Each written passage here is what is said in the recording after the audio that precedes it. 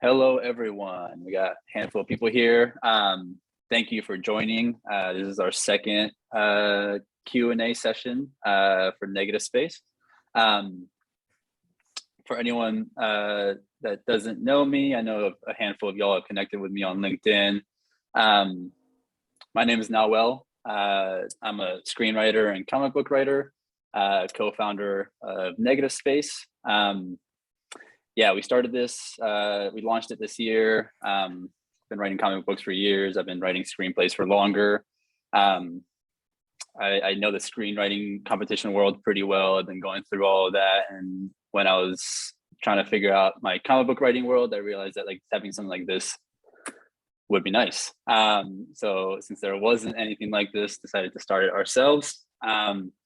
We really care about actual mentorship hours for our winner of this competition and future competitions. We notice there's a lot of competitions that kind of just give you a little badge, a little just like, good job, see you never. But we don't want to be that kind of competition. We want to really help people grow their circles, create connections, find mentorship hours, and really get to know someone.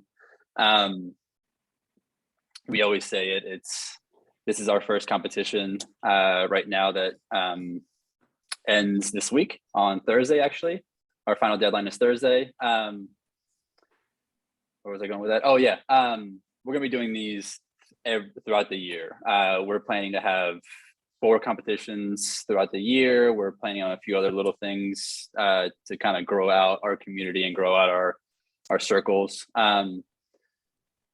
Not only are we going to keep having competitions, we're going to keep promoting everyone that we've had in our past. It's funny, we always talk about it. Like, we know American Idol has been going on for I don't know how many years at this point, and we still know who won the first one, right? Kelly Clarkson. You want to be the Kelly Clarkson of Negative Space. If this is your competition, you're gonna be talked about for a while. And not only that, we're also going to be talking about our finalists. Like, we're not going to just show off our obviously our grand prize winner is getting mentorship hours. Our finalists will also be featured on our website. We're going to share your projects. We're going to share you for a while. We want to make sure that this is like a community that you can grow with. We're not just going to like take your money, you enter a competition and peace out. We're going to keep talking, connecting. I want to know the people that are submitting, and I want to know the people that are going through and growing in the comic book world. So that being said, like I mentioned, deadline is Thursday. I'm pretty sure I've seen your names. Like I mentioned, Omar was our first submitter to the competition. I've seen a handful of your names submitting as well. So awesome that y'all are here. Awesome that you're all submitted. Just one of the questions we've gotten in the past is multiple submissions. You can submit more than one script if you want to have a better chance or more of a chance to kind of get through there. So that is a possibility. And let's see, what else do I need to talk about? More competitions are coming. Y'all can be the first to hear. We'll be announcing it next week. We have women identifying writers for our next competition. So not to call out anyone, but I don't think any of y'all can submit to that one. We're gonna run that one next week. It's gonna be big, but what's awesome is that we have literary agents, we have editors, and we have illustrators as our mentors, and we will plan more Q&As similar to this one with all of them. So even though you won't be able to submit to that competition, you will be able to take advantage of some time with our mentors. We're gonna try to run these every month. Some time with me, just for people that have questions about the competition, about what's going on, but also time with mentors to keep learning and keep growing with our people. Cool. I think that's all I got to say. So as you all know, we have Teddy here today. Teddy is associate editor at AfterShock Comics. He is one of our mentors for our competition. He is awesome, and he's here. Nice, Killer. I like that. I'll take awesome. Appreciate it. Yeah, I'm excited to be here. So yeah, tell us a little bit about who you are, what you do at AfterShock, and yeah, why you decided to mentor.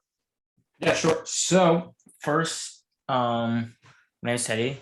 Teodoro, if you want to know my full real name. But you can just call me Teddy. It's way easier.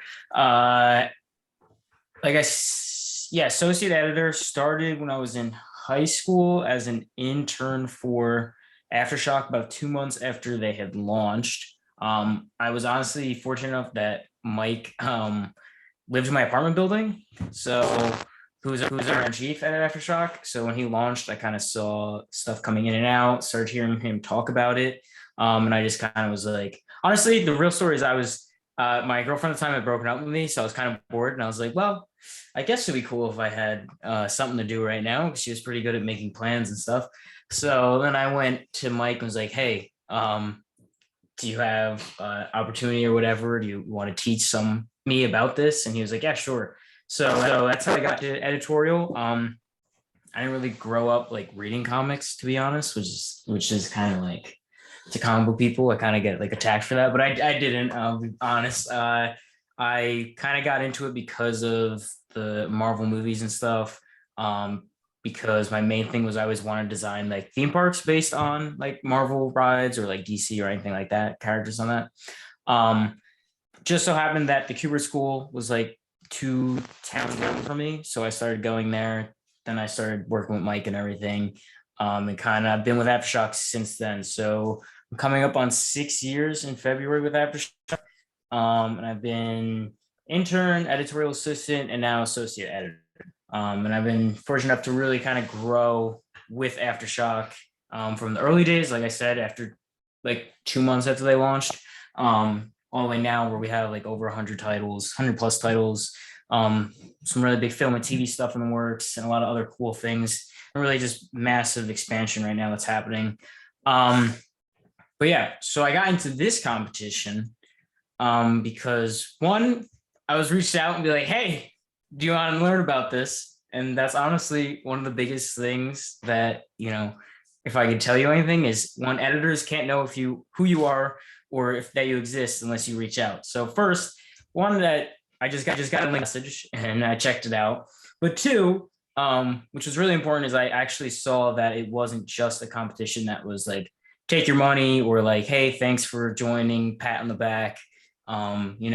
Maybe we'll put your picture on our website and then call it a day. It was actually all about mentorship. And that was really big for me because there was multiple times in my life where mentors really helped me get to a certain spot.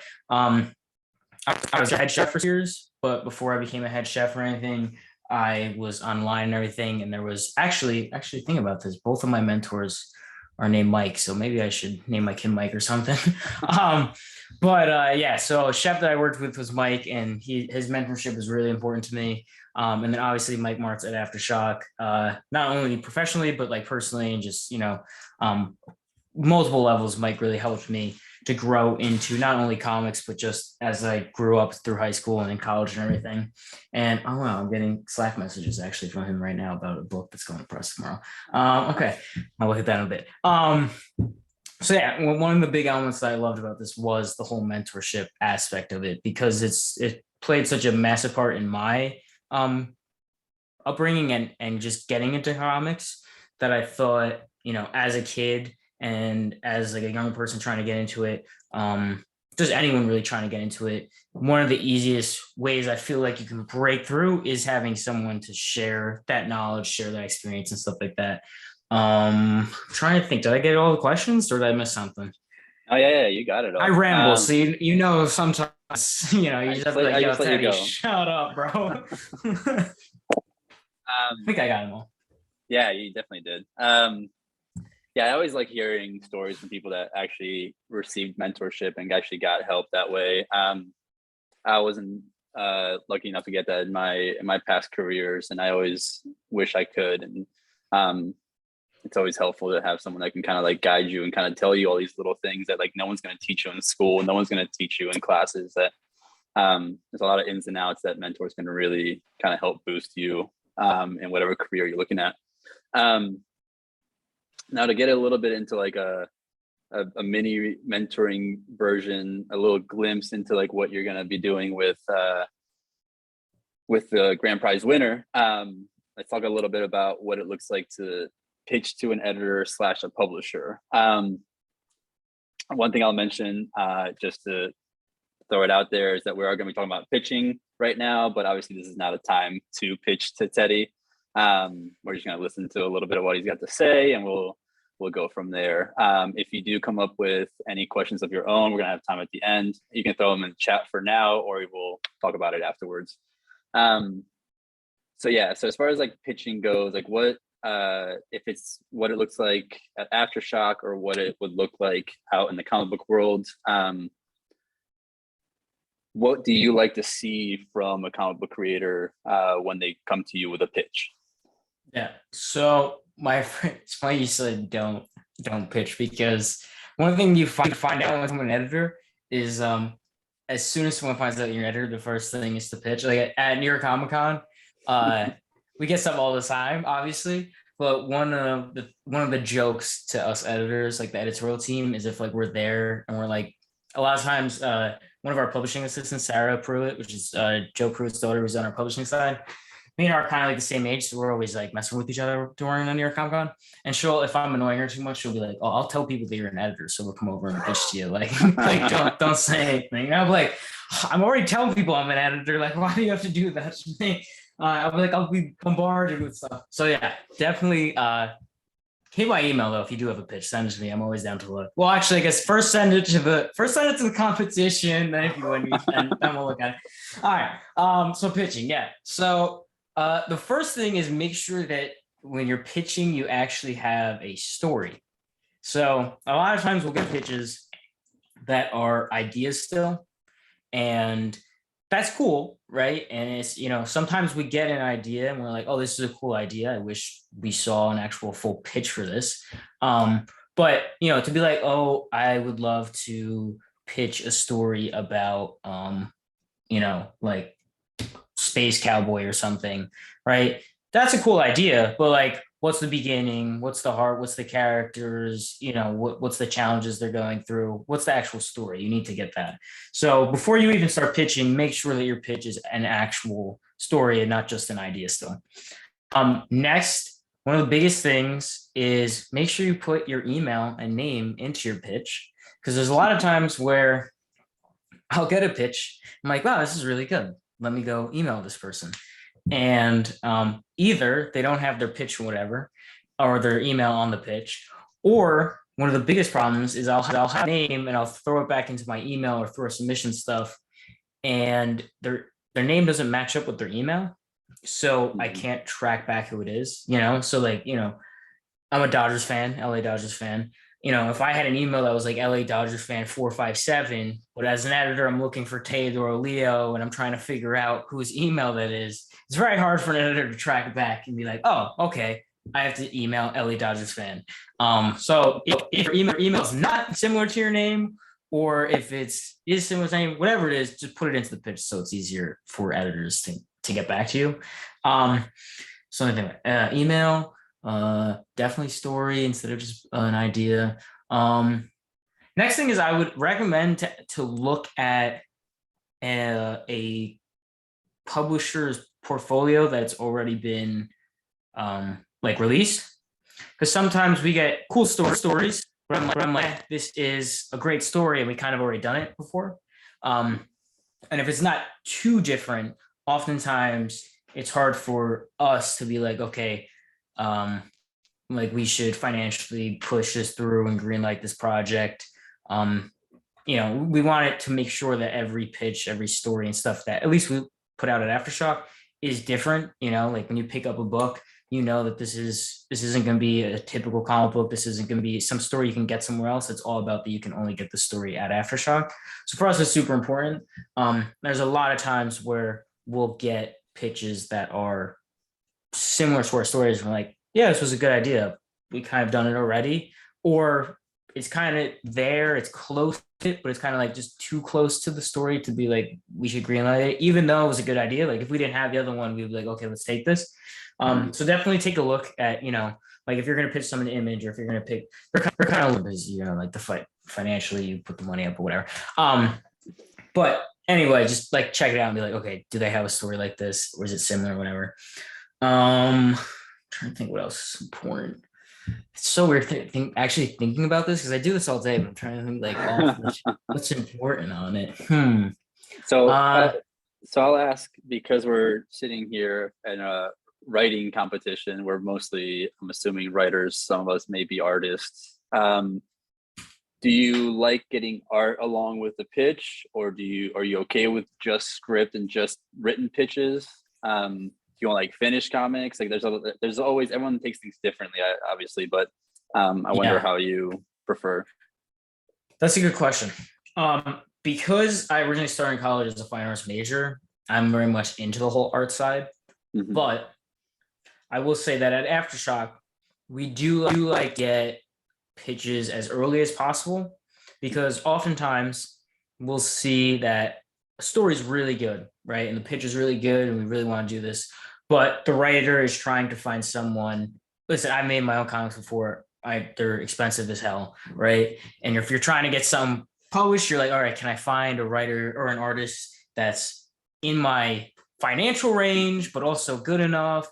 But sometimes, a lot of times, we'll find if a story is pitched with art, or they're trying to pitch a full story with us, sometimes we'll turn down a really good story because they've already attached an artist to it that just doesn't live up to what the story is. So my advice would be to first go pitch it. I would say maybe a few pieces of like character concept art, if you want to do that, just to give like the vibe of that character, or like kind of capture the feel going or style, for the book. But at AfterShock, we really like to be in at the soonest possible moment, because we have such an awesome caliber of talent that we've already worked with and people that we keep in contact with. We always want to make sure at every single level we're putting out the best comic book. So we want to have the best story, we want to have the best artist attached to it, the best colors attached to it, the best letterage attached to it, even best logo, like everything. So oftentimes we found that if you do have a full book, it might, some of those elements don't reach where we want it to be, or match up to the story you're trying to tell, or the other elements to it, and we'll have to turn it down for that reason. So I will say that the art side of me is killing me when I say this, but I think the biggest thing definitely to pitch your story and whatever, right? AfterShock, like I say, sooner is kind of good for us. So even if it's sending a like page of like 3 sentences or whatever of like, hey, I have this idea. If you get connected with an editor, right? Like my email is all out there. It's all over the place. If you go on my LinkedIn, it's there. I'm always on LinkedIn as well. My friends make fun of me. I'm a big LinkedIn fan. I don't know. I should probably be on Snapchat for my age, but I like LinkedIn better. But if you like send stuff to me, right? If you have like 4 or 5 ideas, right? Going back to the whole ideas versus stories. And you're like, hey, Teddy, I have these 4 ideas story-wise. Like, which one do you think's cool? Which one should I focus my attention on before I go like write a pitch for this? That's a cool thing, because you can get immediately like, I don't, this one doesn't work. This is the side of things. This is this side of things. This is already in our pipeline or whatever. So if you just send those elements to an editor that or a friend even, you can kind of start like taking down your list. Because all writers, I'm a writer too, we always have a bajillion ideas at once going on and a massive list of different stories. So it just helps you be like, okay, which one should I focus my attention to? Then after that, does the story need to have a visual element in the pitch that it helps it? Sometimes we get pitches where we'll say, this is a book or this is a pitch that kind of needs some art to help, get the green light. So start thinking about that. Is this a book that needs the visual elements or like character concept art? Do you have to put in your hard-earned money to get an artist to do that for you when you go pitch it, or like mocking up a logo and just doing just a Word document, whatever. Is that good enough? Because I would say 9 out of 10 of our pitches are Word document, character description, log line. Usually they're between like 1 and 2 pages. I will say that definitely try to hit that 1 and 2 pages, because we get pitches all day long. And if they're massive, we just don't have the time to go through like 80 pages of a pitch. It's just impossible for us. We just don't have the time for it. So try to think about that when you're creating your pitches and building them out and sending it to editors. Is like they also have time that, we're humans too. We have the same 24 hours. And we also like want to go watch Netflix at the end of the night. So just keep that in mind. Jeremy says you see pitches that include mood boards. Yes, yeah, that's I like that follow-up question. Yeah, for sure.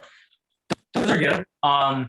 Sometimes we do, especially if they're like weird stories, or they're really trying to capture like a vibe that might not be in comics recently. Or a lot of times we get mood boards with our film and TV side of writers and stuff that will be coming in. They're like, hey, I have this idea. They a lot of times bring in mood boards and stuff. I will say though, don't go too overboard with it. Again, like you fit it into that like 1 to 2 page pitch document, throw it in there. But like once you start getting past that, there's lazy editors out there, and they're not going to go through the whole thing. I go through it because I apparently have no life, but there are, some editors that might just be like, I don't have time. And there's also times where we're just busy as hell. So, but yeah, mood boards actually really help. Like I said, especially if it's like a weird story or something that like really is visual heavy that you want to capture, so they kind of understand going into it, like, okay, this is what I have to imagine when I'm reading this pitch. Because again, like I said, there's a lot of times where pitches are, or stories are, oftentimes we'll get a green light if they can see some visuals to it, but they're very specific stories that, like, I'm thinking about one that we haven't announced yet, but it's definitely a weird vibe to it, different art style that's not too specific to comics, that you need to kind of have that mood board and stuff to be like, okay, I know what they're trying to capture. So yeah, I think in certain elements, mood boards are good. Certain elements, some concept art's good. But the quickest, pitch you get, that 1 to 2 Word document, it's honestly, it seems simple, but that's really like the best. Awesome. Can you remember maybe in the past something in a pitch that really made that story stand out or made that pitch stand out? I'm trying to think of stuff. The problem is most of those we green light, so I'm trying to think about the ones in the past that are already out. Say that Chicken Devil, which is our. Oh, I just put it away. Oh my god! I literally just did all this before all the boxes before we got on. So, Chicken Devil, which is basically the pitch boils down to if Frank Castle owned a chicken restaurant, and sucked at killing. That's basically Chicken Devil. So that pitch, like, kind of right away, you're like, well, Frank Castle's a sick character, Punisher's a sick character, but if he's a chef / like restaurateur and stuff, and he sucks at killing, that kind of puts an interesting twist to that whole character. So I would definitely say like that one caught our attention pretty quickly. It takes something that but puts a spin on it, and I think that's some of the best stories are. Oh, there we go, perfect. That's a nice. I love that. Number 2. Hayden kills it. Yeah, I was about to say it too, right? Yeah. Hayden kills it. You see a gun right there, nice and hidden. Oh, it's so good. Yeah, that's crazy.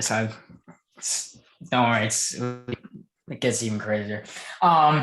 So yeah, that's one of the big things. Also, is for Mike always says, our editor-in-chief always says that like stories, pretty much all stories have been told. It's all about how can you say it in a different way, or in in the time that we live in, right? Because I always say a lot of times is, even though, we have different experiences and stuff, all of us have like the same emotions. We might go through them and experience them or deal with them in different ways. But people are sad, people are tired, or in love, heartbroken, all these different things.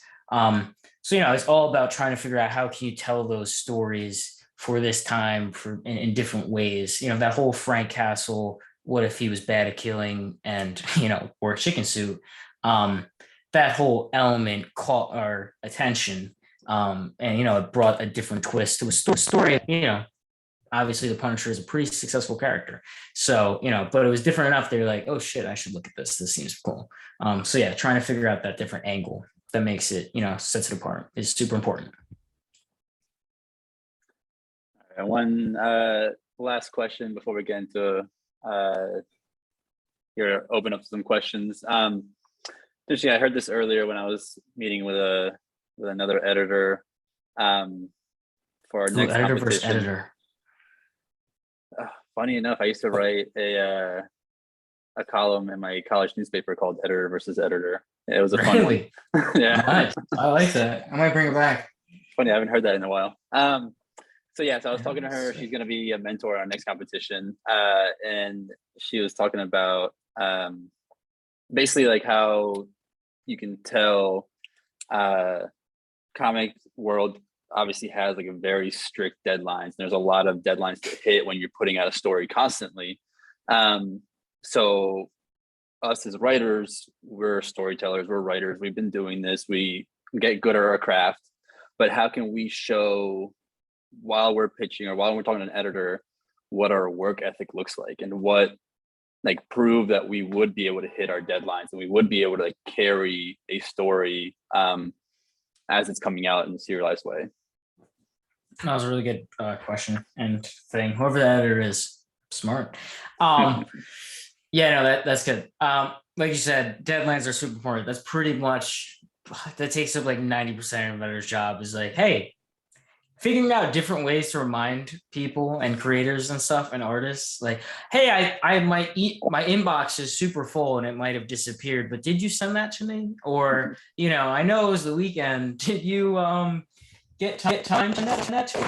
I know, you definitely didn't send it to me, but yeah, that's super big. Definitely hitting deadlines are super important. Right off the bat, if you do, once you get into the industry and stuff, when you're doing comics and stuff and you're working with editors and stuff, if you don't hit those deadlines, immediately it starts setting, like the alarm bells start going off and you're like, oh God, this could push everything back, right? Because if a writer doesn't send in scripts on time or the lettering scripts in time, then the artist can't do their job and the colorist behind that gets stuck. Or if a colorist is taking too long and now the letterer can't get his thing, their elements they need. So, just getting your stuff in time, super important. And just honestly, it's just like in this industry and just, I would say most industries, just like common decency, honestly, with it.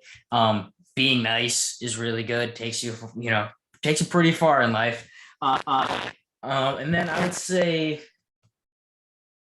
the biggest thing after that would be, if you're pitching, understand that it might take a bit for an editor to go through things. Definitely check in, right? You don't want, because like I said, even though sometimes I come up with ways to be like, oh, well, I have a busy inbox. I do have a busy inbox, right? Like if I'm sitting here, I've already gotten like 25 emails in the past like 5 minutes over here. So like there are times where stuff just gets lost. And, we are editors, don't have a break, which I don't think a lot of, writers and stuff and a lot of creators, when they finish a book with us, they're waiting for their next project, or maybe they have one coming up or whatever. But editors, we send a book to press and the next day it's, all right, let's get to the next book. And so, a lot of times we don't have time to like rest. So just understanding that side to it. And then, putting your email and stuff into your pitch, making sure it's that like 1 to 2 page, not sending us a 200-page pitch because, you're just asking for an editor not to look at that. Mostly because it kind of just says you don't really have a good handle on what your story is. You can't put it down to what it, like good stories, you should be able to drop it down to, the easiest, the little gem, the heart and soul of it. So yeah, there's just those elements, kind of fine tune on your pitch, having your email there, making sure 5,000 pages, checking in, as a creator and stuff, as someone trying to get into industry, you have to make sure you're going out there and not letting stuff just slide, people pushing you around or whatever, but also understand that sometimes it might, oh my God, I forgot about it, I'm so sorry, I'll go look at it.